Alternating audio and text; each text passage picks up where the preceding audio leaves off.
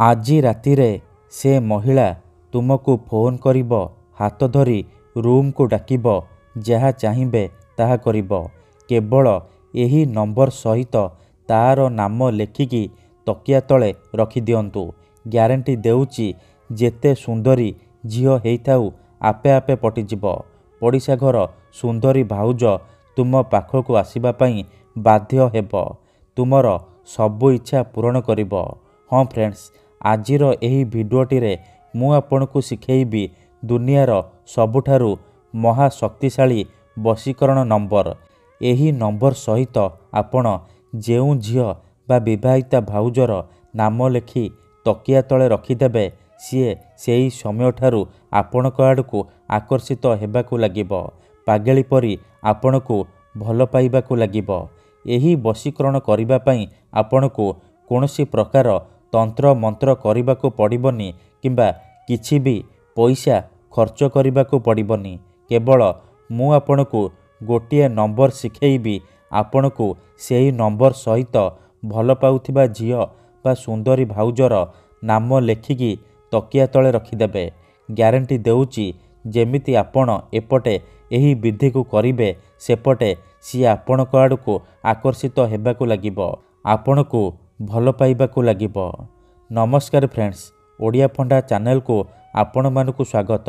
ଯଦି ଆପଣ ସୁନ୍ଦରୀରୁ ସୁନ୍ଦରୀ ଝିଅକୁ ପଟେଇବାକୁ ଚାହୁଁଛନ୍ତି, ପଡ଼ିଶା ଘର ଭାଉଜ ଆଡ଼କୁ ଆକର୍ଷିତ ହେଉଛନ୍ତି, କିନ୍ତୁ ଯେତେ ଚେଷ୍ଟା କଲେ ମଧ୍ୟ ଆପଣ ତାକୁ ପଟେଇ ପାରୁନାହାନ୍ତି, ତାକୁ ନିଜର ମନ କଥା କହିବାକୁ ଡରୁଛନ୍ତି, ଆଉ ଆପଣ ଚାହୁଁଛନ୍ତି କି ସେ ଝିଅ ନିଜେ ଆସି ଆପଣଙ୍କୁ ଭଲ ପାଉଛି ବୋଲି କହୁ, ପଡ଼ିଶା ଘର ସୁନ୍ଦରୀ ଭାଉଜ ହାତ ଧରି ଘରକୁ ଡାକୁ, ତେବେ ଆଜିର ଏହି ଭିଡ଼ିଓଟି ଆପଣଙ୍କର କାମରେ ଆସିବ। କାରଣ ଆଜିର ଏହି ଭିଡ଼ିଓଟିରେ ମୁଁ ଆପଣଙ୍କ ପାଇଁ ଆମର ତନ୍ତ୍ରଶାସ୍ତ୍ରରୁ ଏମିତି ଏକ ପ୍ରଚଣ୍ଡ ମହାଶକ୍ତିଶାଳୀ ବଶୀକରଣ ନେଇ ଆସିଛି, ଯାହାର ପ୍ରୟୋଗରେ ଆପଣ ନିଜ ପସନ୍ଦର କେଉଁ ବି ଝିଅକୁ ପଟେଇ ପାରିବେ।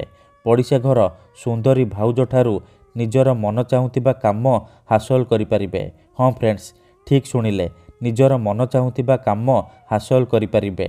କିନ୍ତୁ ମୋର ଆପଣମାନଙ୍କୁ ଅନୁରୋଧ କି ମନରେ କୌଣସି ଖରାପ ଉଦ୍ଦେଶ୍ୟ କିମ୍ବା କୌଣସି ଖରାପ କାମ ପାଇଁ ଆପଣ ଏହି ବଶୀକରଣ ମନ୍ତ୍ରକୁ ପ୍ରୟୋଗ କରିବେନି ବା ପାଠ କରିବେନି। କାରଣ ଏହାର କୌଣସି ପ୍ରକାର କାଟ ନାହିଁ। ମାତ୍ର ଥରେ ଯେଉଁ ଝିଅ ବା ବିବାହିତା ମହିଳା ଉପରେ ଆପଣ ଏହି ବଶୀକରଣକୁ ମାତ୍ର ଗୋଟିଏ ଥର ପ୍ରୟୋଗ କରିଦେବେ, ସିଏ ସେହି ସମୟଠାରୁ ଆପଣଙ୍କର ବଶରେ ହେଇଯିବ। ରାତିଦିନ ଆପଣଙ୍କ କଥା ଭାବିବ, ଆପଣଙ୍କୁ ଛାଡ଼ି ରହିପାରିବନି। ତେଣୁ ଯଦି ଆପଣ ସେ ଝିଅକୁ ପଟେଇବାକୁ ଚାହୁଁଛନ୍ତି, ବିବାହିତା ଭାଉଜକୁ ପଟେଇବାକୁ ଚାହୁଁଛନ୍ତି, ତେବେ ଆଜିର ଏହି ଭିଡ଼ିଓଟିକୁ ପୁରା ଧ୍ୟାନ ସହିତ ଶେଷ ପର୍ଯ୍ୟନ୍ତ ଦେଖିବେ। ଅଧାରୁ ଛାଡ଼ିକି ପଳେଇଲେ କିମ୍ବା କାଟି କାଟି ଦେଖିଲେ ଆପଣ କିଛି ବି ବୁଝିପାରିବେନି। ପରେ ଆପଣ କହିବେ, ଗୁରୁଜୀ, ଆପଣଙ୍କର ବଶୀକରଣ କାମ କରୁନି। ତେଣୁ ମୋର ଆପଣମାନଙ୍କୁ ସବୁବେଳେ ଅନୁରୋଧ କି ଆପଣ ଭିଡ଼ିଓଟିକୁ ପୁରା ଧ୍ୟାନ ସହିତ ଶେଷ ପର୍ଯ୍ୟନ୍ତ ଦେଖନ୍ତୁ। ପ୍ରୟୋଗ ବିଧିକୁ ଠିକ୍ ଭାବରେ ବୁଝନ୍ତୁ। ତାପରେ ଆପଣ ବଶୀକରଣ କରିବା ପାଇଁ ଯିବେ। କାହିଁକି ନା ଏହି ବଶୀକରଣକୁ ପ୍ରୟୋଗ କରି ହଜାର ହଜାର ଲୋକମାନେ ଲାଭବାନ ହେଇଛନ୍ତି। ବର୍ଷ ବର୍ଷ ଧରି ଭାଙ୍ଗି ଯାଇଥିବା ପୁରୁଣା ପ୍ରେମକୁ ମଧ୍ୟ ଫେରାଇ ଆଣିପାରିଛନ୍ତି। ଶାଶୁ, ନଣନ୍ଦ, ଦିଅର, ଭାଉଜ କାହାକୁ ବି ନିଜ ବଶରେ କରି ତାଠାରୁ ନିଜର ମନ ମୁତାବକ କାମ ହାସଲ କରିପାରିଛନ୍ତି। କେବଳ ଆପଣଙ୍କୁ କ'ଣ କରିବାକୁ ପଡ଼ିବ, ମୁଁ ଆପଣଙ୍କୁ ଗୋଟିଏ ନମ୍ବର ଶିଖେଇବି। ଆପଣଙ୍କୁ ସେହି ନମ୍ବର ସହିତ ଆପଣ ଯେଉଁ ଝିଅକୁ ଭଲ ପାଉଛନ୍ତି, ଯାହାକୁ ପଟେଇବାକୁ ଚାହୁଁଛନ୍ତି, ତା'ର ନାମ ଲେଖିକି ତକିଆ ତଳେ ରଖିଦେବେ। ଗ୍ୟାରେଣ୍ଟି ଦେଉଛି, ତାପରେ ଦେଖିବେ ଚମତ୍କାର। ଯେଉଁ ଝିଅ ଆପଣଙ୍କୁ ଭାव ଦେଉନଥିଲା, ସେ ଝିଅ ନିଜେ ଆସିବ, ଆପଣଙ୍କ ସହିତ କଥା ହେବ, ଆପଣଙ୍କୁ ଭଲ ପାଉଛି ବୋଲି କହିବ। ଯେଉଁ ପଡ଼ିଶା ଘର ଭାଉଜ ଆପଣଙ୍କୁ ଅଣଦେଖା କରୁଥିଲା, ସିଏ ହାତ ଧରି ରୁମ୍କୁ ଡାକିବ, ଯାହା ଚାହିଁବେ ତାହା କରିବ। ତେବେ ଏହି ବଶୀକରଣ ବିଧି ଆପଣ କିପରି କରିବେ, କେମିତି କରିବେ, କେମିତି ଆପଣ ନମ୍ବର ସହିତ ସେହି ଝିଅ ବା ମହିଳାର ନାମ ଲେଖିବେ, ମୁଁ ଆପଣଙ୍କୁ ଶିଖେଇବି। ସମ୍ପୂର୍ଣ୍ଣ ପ୍ରୟୋଗ ବିଧି ଠିକ୍ ଭାବରେ ଶିଖେଇବି। ଜାଣିବା ପାଇଁ ଭିଡ଼ିଓଟିକୁ ମୂଳରୁ ଶେଷ ପର୍ଯ୍ୟନ୍ତ ପୁରା ଧ୍ୟାନ ସହିତ ଦେଖିବେ। विधिटी जानिबा पूर्वरु जदि आपण आम चैनल को नुआ आसिचंती तेबे दयाकरी चैनल को सब्सक्राइब करी पाखरे थिबा बेल आइकन को मध्य दबाई दियंतु जहाद्वारा आमे जो भी वीडियो अपलोड करिबु सर्वप्रथमे आपण देखिपारिबे आउ तार लाभ पाई परिबे। ठीक अछि, वशीकरण करिबा पूर्वरु गोटिए छोटिया कथा मन रखंतु। वशीकरण कौन पई करा जाए? जेतेबेले आपण काहाकू निजठारू अधिक भल पाउचंती ता बिना बंची पारिबेनी भाबुचंती सेतेबेले आपण वशीकरण करि परिबे। किंबा जदि केउ लोक बिना कारण रे आपण को हैरान करूची, आपणक घर परिवार उपरे खराब नजर पकाउची, एही परी परिस्थिति रे आपण वशीकरण करि परिबे।